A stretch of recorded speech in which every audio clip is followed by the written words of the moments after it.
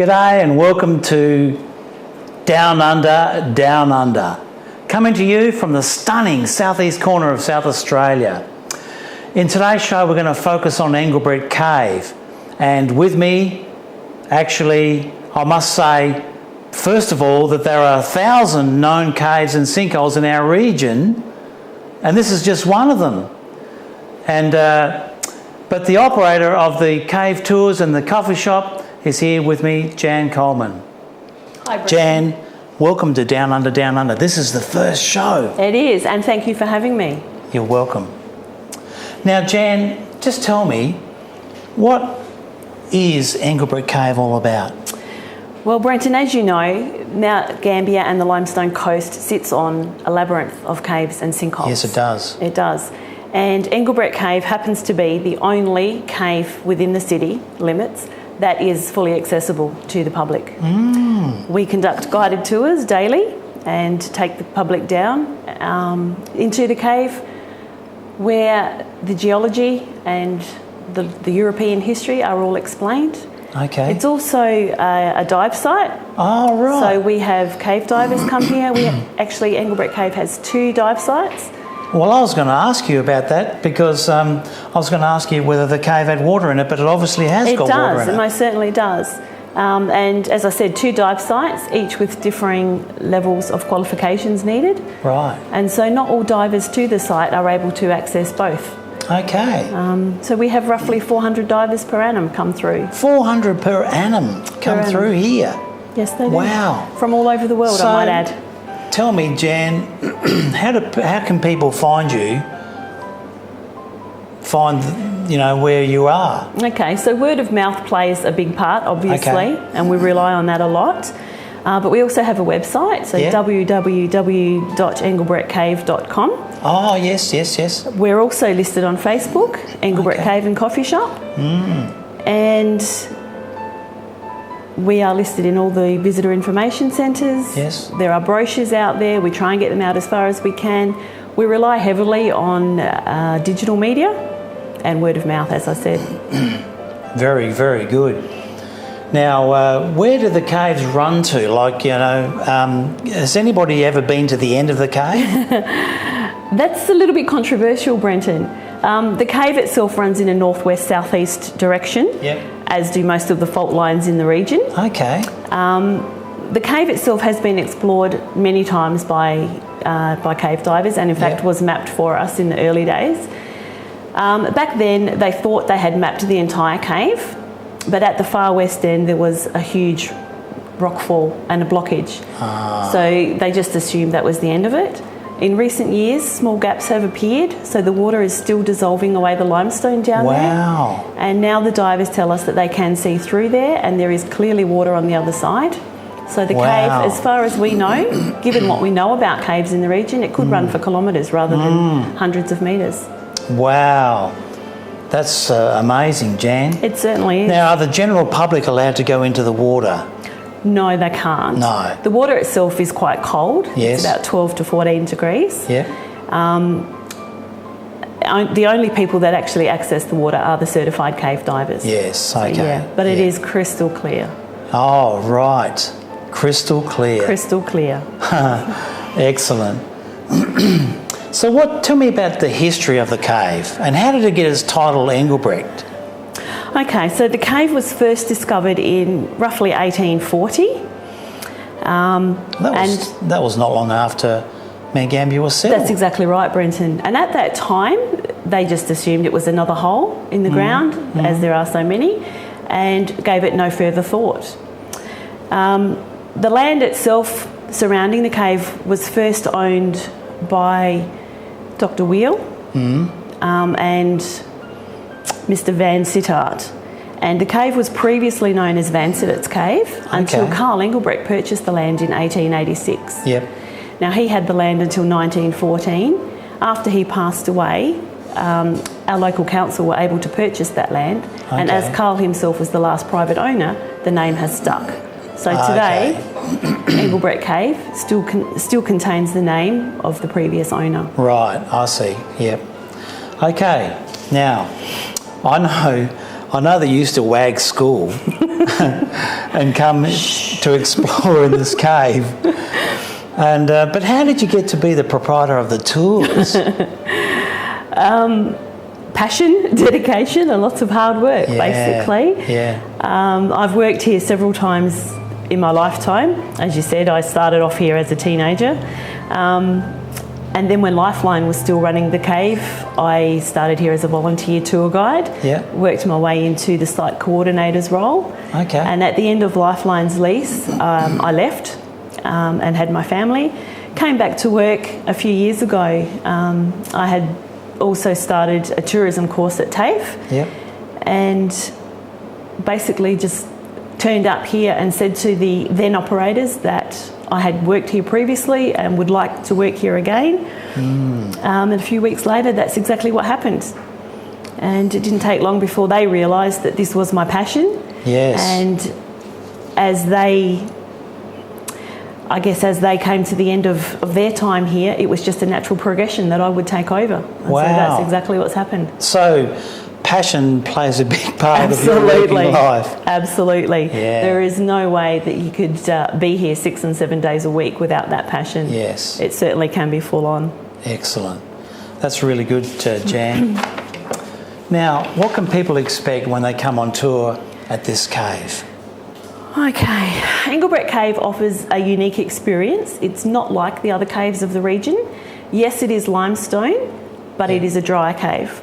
Oh, So all the other caves in the region are wet caves. I don't understand that, because dry cave tells me that there's no water in there. You're not the only one to be confused by this. Everybody thinks it's a wet cave because of the water. The term wet cave basically refers to the fact that the rain penetrates through the roof and drips through, creating those stalactites and stalagmites that you see. Yep. Dry cave means that the rain does not penetrate through. Yes, I see. So we don't have those calcite formations. No. But we are predominantly a water-filled cave. Right. So we're a dry cave with water. Sounds a bit funny, doesn't it? It does.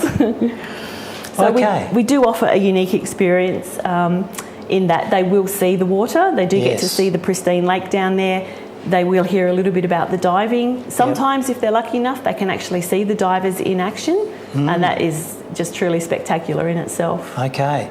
I've heard a rumour that divers that have been down there have actually heard trucks on the highway rumbling over. Absolutely, Brenton. Part of the Western Cavern sits underneath the Jubilee Highway. There's a huge air chamber, approximately half the size of a soccer field. And once the divers are in there, it's dry area, so they can remove their breathing gear. A lot of them take time to literally explore down there, and they can indeed hear the traffic overhead. Wow. Bit freaky, hey? It would be pretty freaky, I reckon.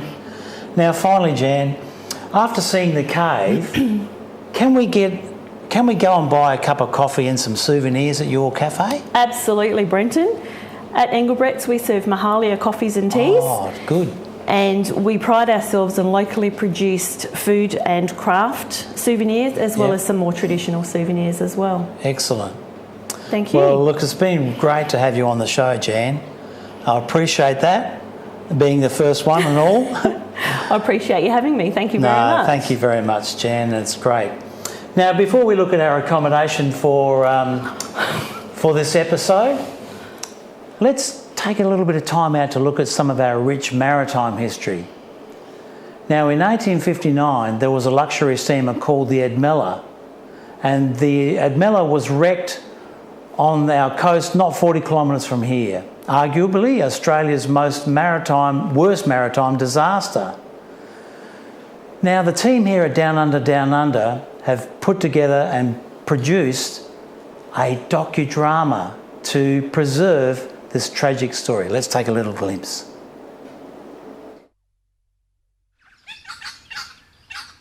We are to be married as soon as he returns from Melbourne. He has taken a passage on the steamship Admella, and when his business is completed, he will return for me.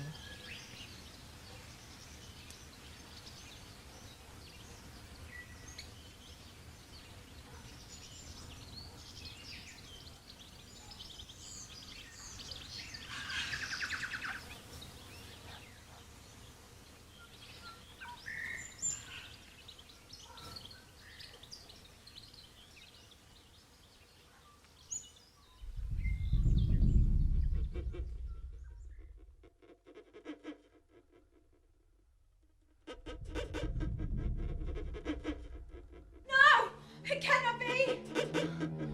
No! No! I must stop him! I must stop him from going on that ship!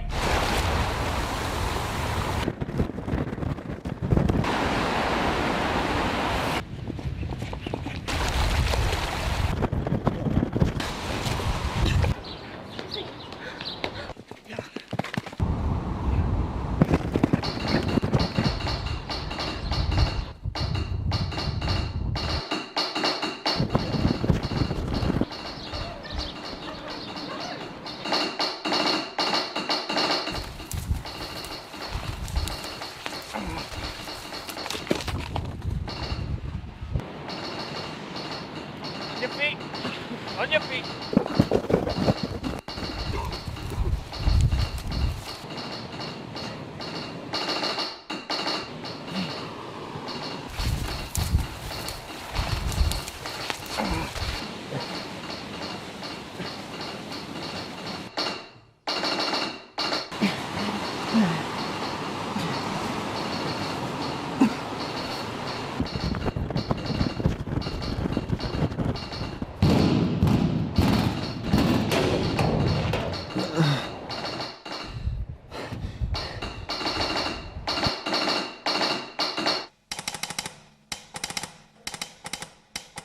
Sir! In all the records of human suffering, which store the annals of old Father Ocean, in all the severest trials which have befallen those who go down to the sea in ships, we have not read or heard of an ordeal surpassing that experienced by the survivors of the Admella.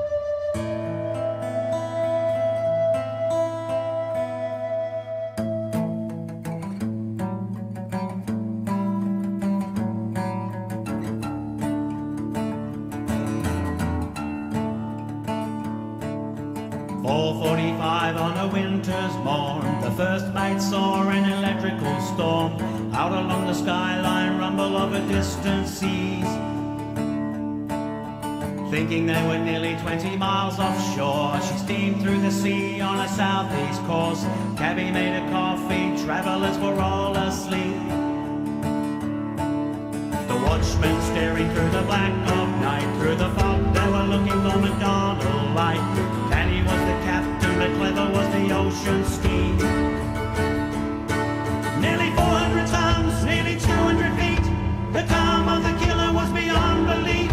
Steered by the current, lifted by the deep, it put her down neatly on the carpenter's reef. Who's gonna die in the wreck of Admella? Sailors and passengers and boys and girls. Who will survive on the wreck of Admella? Who is alive? Can anyone tell? Who's gonna die in the wreck of Admella? Sailors and passengers and boys and girls. Who will survive on the wreck of Admella? Who is alive? Can anyone tell?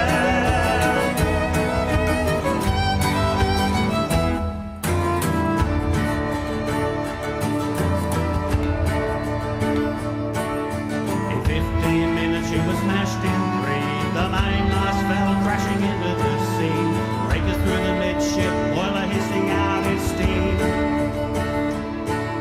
In darkness some was swept away and drowned. The funnel crushed a lifeboat as it came down. Many on the forepart had very little time to live. Serpent booming across what remained of the ship, it carried on the people who had lost their grip. The cruel sea's intention was to close the net on any effort made to escape from the wreck. Who's gonna die in the wreck of Admella? Sailors and passengers and boys and girls. Who will survive on the wreck of Admella? Who is alive? Can anyone tell? Who's gonna die in the wreck of Admella? Sailors and passengers and boys and girls. Who will survive on the wreck of Admella? Who is alive? Can anyone tell?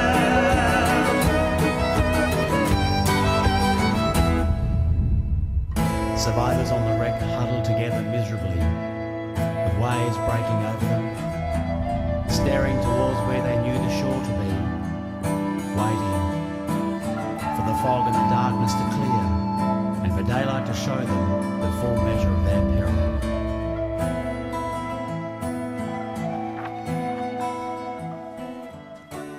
Oh, Mr. McGarry, What news of your brother? Drowned, Reverend. Thomas, we're all on a ship bound for the reef. You know this book is our lighthouse and Christ is our lifeboat. May Providence be our comfort. Barely nothing to drink and barely nothing to eat. They clung to the wreckage for more than a week. Dying of exposure, dying in their sleep. Insanity threw others down into the deep. Who's gonna die in the wreck of that never? Sailors and passengers and boys and girls. Who will survive on the wreck of that never? Who is alive? Can anyone tell? Who can survive on the wreck of that never? Only 24 from 113. Who stayed alive on the wreck of that never? You can tame the land but never the sea. You can tame the land but never the sea. You can tame the land but never the sea.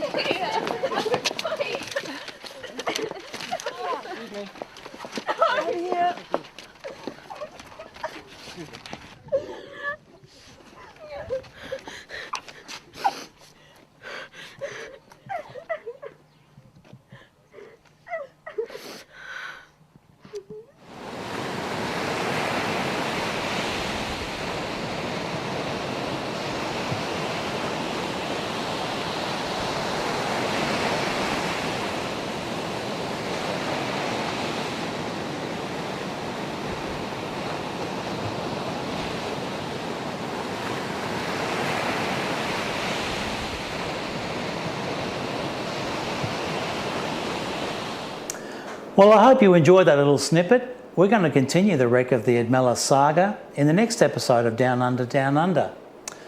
Now, let's go to our accommodation.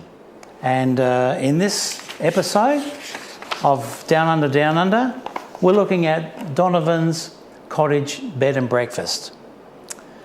And it's around 20 minutes drive down to down to Donovans. And with me today are the proprietors of the cottage, David and Jennifer Jones. Welcome to Down Under, Down Under, you two. Thank you. Thanks for having us. Oh, you're welcome.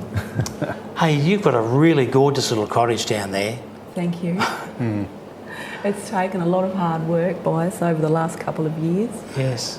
We're really proud to be able to present it now to the public. Excellent. Let's have a look at some of the footage we've got of Donovans in particular, For sure. and onto the cottage. So look at this. This is the Glenelg River down at Donovans. It's a fantastic little stretch of river there. It is a beautiful little stretch of river, and it's pristine. They tell me It is. A lot of fish in there apparently too. Not Yes. that I can attest to catching too many, but No, me neither, mate. yeah, there's a few in there I've heard. So Look at this. yeah, it's great. That's a garden bed that Jennifer established. I'd like to say I had something to do with it, but Yes. You had a bit to do with it, did you, David? I dug the holes. That's a bit. You dug the holes. That's the job I That's get. about my claim to fame, I think. Yes. It was a joint effort, the renovation of the cottage. It was an old shack that we purchased a couple of years ago, Really? and it didn't look like this, but we both feel really proud with what we've achieved with a lot of paint. This is the lounge room now, isn't This it? is the lounge area. Beautiful. It is Very a colourful. petite cottage, I would describe A it. petite I cottage. think that is an accurate way to describe it. I would say the same, yeah. Great little wood fire in the corner there. Oh, yeah, beautiful. Absolutely, works like a charm. And your favourites, roses? Yes. I make it a point to pick flowers every day for the cottage from the Wow. garden. I've had a lot of guests comment on how much they enjoy the garden. And so with the veggies and the fruit trees, I know you've got fruit trees at the back there, Are people able to go and help themselves to that? We very Pretty much we encourage it, actually. We do Yeah. You encourage it? Yeah, absolutely. Yeah, it's there for Excellent. people to use. So Yes. yeah, for sure. Yeah, there's a variety of fruit trees. And do you find that people do that? They do. They have great fun. I had some kids stay recently that fossick through the strawberry bed with great glee. Yes. And at the moment there's tomatoes and lettuce and onions coming into season. And Wow. I've noticed people with baskets helping themselves and to make a salad for tea. And Excellent. that makes me feel really good that people Yes. are enjoying the fruits of our labour and hopefully going home being inspired to do their own thing. So we're up to the guest bedroom now? Yes. Because it is a small cottage, we only have 4 beds. Okay. So this is you were looking at the bunk room before. Yeah. Now in the bathroom? David's a plumber, so this is his handiwork. That was my little project for the. That's beautiful, David. You've done Yeah. really well. Yeah. Yeah, it was a little bit of work involved in that, but it's worked out really well, actually. We're very happy with it. Yes. That's the barbecue Little area. outdoor at the back. setting, Yeah, outdoor barbecue setting. area. Yeah. Yes. Yeah, we've got a Weber there for anyone to use, and actually they use it quite a bit. I have been. This is the back area with all the fruit trees. In the garden, there's a lot of herbs interspersed in the garden as well. People have been apples. picking the parsley and the chives. Oh, plums. Are they plums? They are plums. Yes. Plums, Great. yeah, and we've got a nectarine tree, an apricot tree, and 2 apple trees there as Apple well. trees So and a lemon. Excellent. That's really good. apparently the best lemon tree in Donovans, so we've been told. Best lemon tree in Best Donovan. lemon tree in Donovans, apparently, yeah. So, I don't know if that's quite true or not, but anyway, we'll take that little claim. That's it. For sure. We're looking at the vegetable garden now. Because we have so many birds, native birds in Donovans, we've had to net it, otherwise there wouldn't Okay. be anything left. Yeah. So that's why it's netted, and people just simply peel back the netting and have a bit of Help look around, themselves, help eh? themselves, yeah. To my There's- strawberries. Yes, it's a big yard, so there's plenty of room for parking, to bring a boat. We encourage dogs Okay. as well. You encourage dogs as well? Absolutely. Wow. Pet friendly. Pet friendly. Yep. Yeah, for Very sure. good. Now, I'm going to ask you a couple of questions. How long has your B&B been going, Jennifer? We came up with the idea 2 years ago, and we've really been trading probably the last 3 months. 3 months. That's all. That is all. Wow. We've been overwhelmed with people coming and staying with us and saying how much they enjoy staying with us. A lot of overseas customers too, hasn't It's it? been A lot mainly of overseas yeah. people that have been coming. Excellent. That's great. David, how did you get started with the B&B idea? Well, I've been thinking about doing B&B for quite a while. Okay. But the opportunity hadn't really arisen because there was I couldn't find any little places around the area to do. So, and the little shack across the road just came up for sale one day. I thought, well, now's the opportunity. I jumped on it. So, Yeah. and it was also very handy having a block of land I could build a shed and store my boats in. So I was running out of room basically. Yeah, Okay. So, yeah. Now, you're a boat builder, aren't you? I wouldn't say a boat builder. I'm actually been in the building trade, so I turn my hand to building a few boats. Okay, you're having a bit of a go at it. I'm having a bit of a go. We'll wait and see whether they float for any length of time first before I actually call myself a boat builder. Okay. Now, on your cottage, what are your rates, Jennifer? Our rates are $90 a night, and that includes a breakfast provisions for 4 people. That's really quite very, very good. It's good. Local eggs. Local eggs. Yeah, homemade strawberry jam by Yes. or something. So, We've tried to source as many local things as we could Yeah. to give people a taste of our region as well, and to have a really unique country experience. Excellent. That's beautiful. Now, I must say that we were down there filming yesterday, and I overheard that lady speaking to you about the cottage. She was raving about it. She was. I was a little embarrassed actually.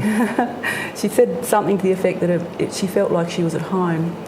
That's right. Staying. And she's talking about something about it's all of the heart. She felt like it was decorated from the heart, which I was really pleased. It was a beautiful comment. Yes. And that was, I guess, what I really wanted people to experience when they entered our cottage, was to have a unique experience Yes. and feel that they were being really spoilt. Excellent. Okay, now I just wanted to say too, for the both of you, the amount of effort you've put into this is marvellous. And I can see by my own reckoning that your guests are very pleased to be there. They are. We're having some good feedback on it, so we're very happy. But Excellent. all the work's been worthwhile, I think. Yeah, that's it's really been good. Great Yeah. story. Great story from David and Jennifer Jones down at the Donovans Cottage B&B. And we're going to thank you. We're going to thank all of our guests for being on the show today, David and Jennifer and Jan. And there are 1,000 known caves and sinkholes in our region. There's pristine water. There's a dramatically harsh yet beautiful coastline. There is no place in the world quite like the southeast corner of South Australia. We're going to leave you with some footage now of divers in the Engelbrecht cave. And we'll catch up with you next time on the show. See you later.